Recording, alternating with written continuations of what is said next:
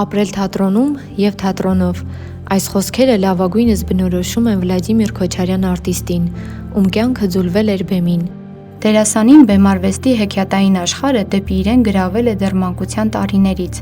Հայրը վաստակավոր արտիստ Ալեքսանդր Քոչարյանը, որդու մեջ դեռ փոքրուց սերմանել էր հետաքրքրություն թատերական միջավայրի հանդեպ։ Ապագա դերասանի համար թատրոնը գնալով դարձավ հարազատ միջավայր, իսկ բեմարվեստին տրվելը ներքին պահանջ և անդիմադրելի ցանկություն։ Նրա բեմական կերպարներն առանձնանում էին խորությամբ և արտահայտչականությամբ, ինչը նրան դարձնում էր հանդիսատեսի սիրելի և փորձարարություններից չխուսափող դերասաններից մեկը։ Ոտքի դատարանն է գալիս ներկայացման մեջ նա մեծ պատասխանատվությամբ խաղում է Սողոմոն Թեհլերյանի դերը։ Սա միայն խաղ չէր, նա կարծես վերապրում էր Թեհլերյանի անհանգիստ և վրիժառու օրերը։ Մի առիթով Քոչարյանն այս դերի մասին ասել է. «Ավելի հեշտ է Համլետ խաղալ, քան Թեհլերյան»։